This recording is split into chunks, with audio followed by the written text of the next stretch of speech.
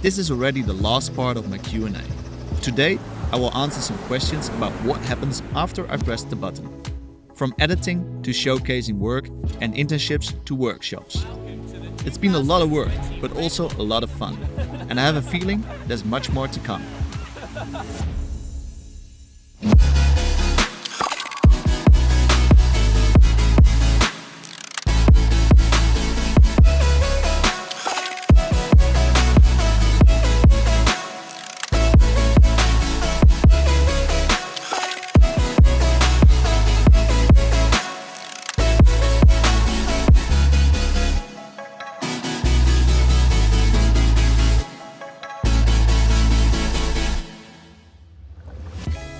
For selecting photos, I use a software called Photo Mechanic. It's a very good program because it just loads raw files very quickly and it's very powerful for metadata. And for editing photos, I use the program Lightroom. And yeah, I started working with Lightroom like many years ago and I got so used to how it works.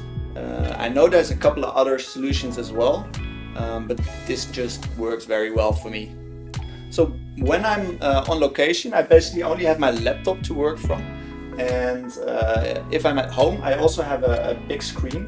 And I use the big screen because it's just easier to zoom in to photos, go more into detail. And also it's calibrated, so the colors are really accurate. And I work with a pen and a tablet. And the reason for that is that it's just very precise editing photos, and you can also use it really as a brush. So it just works very well. And in the beginning, it takes a bit to get used to it. It took me about 2 days, but then after that, you just don't want to get back. I also have a small version. Which is really easy to take with you if you travel, doesn't take too much space. And then another thing I have is a very special editing glasses. And yes, I do get older, and this was actually a question from Nick Jacobson, how old I am. And I totally forgot about this question, so I thought I'd just mention it.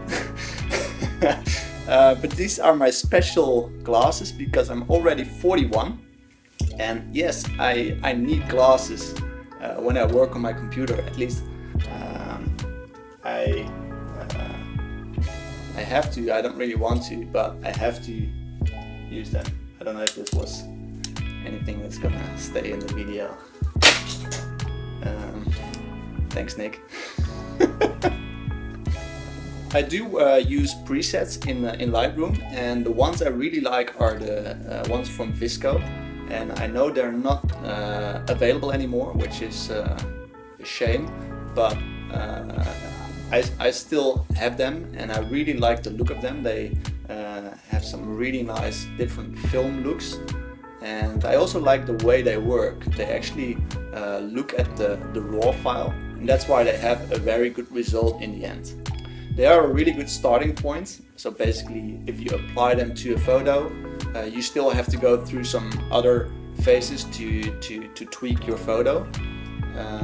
And I also tweak the presets to my own preferences and save them, so I can quickly apply them to different photos.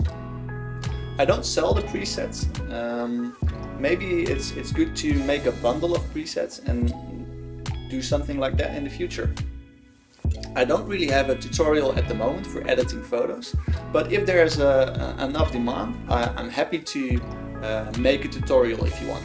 I know it's sometimes hard to build your portfolio and showcase your work to other people. I struggle with it myself sometimes as well, but I might have a couple of tips that can help you. I think it's good to showcase your work on your website that you really want to do, because a client goes to your website and wants to have the feeling that, yeah, I want to work with this guy. So put the stuff on there that you actually want to do. Then the second tip is less is more. I think it's better to just put a couple of photos on there that you really like, that you're really proud of, and that really stand out for your work. And the third tip is do categories and create themes. I think it's not good to have, for example, fashion photos together with sports photos. So make clear categories. And if you, for example, have a story that you did, or you went on a travel and you created a story out of it, make a separate part for that. And the fourth tip is to create a style for yourself, so you really stand out. I don't really have one best picture, but maybe that one is still to come, because I always try to do things better. But for sure there's a couple of photos, or maybe even better, moments that have been very important in my career as a photographer. For example, the first cover I had on the Access Kiteboard magazine, which is a Dutch magazine, that was a huge milestone for me. I got this cover with Bas Kolen, my friend that I was shooting a lot with, and I think I can speak for a lot of photographers. If you see your photo on the first page of a magazine, it's just a great feeling. The second one was a project that I did for Ydwer, and it was a very challenging project with a couple of mirrors in the water, and I learned a lot during that shoot, and it was creative and it stood out in the kiteboarding industry, and that made me stand out as a photographer as well. And then the last one was a shot that I did with Oswald Smith in Brazil, where we worked with flashes after sunset, and it was completely pitch black.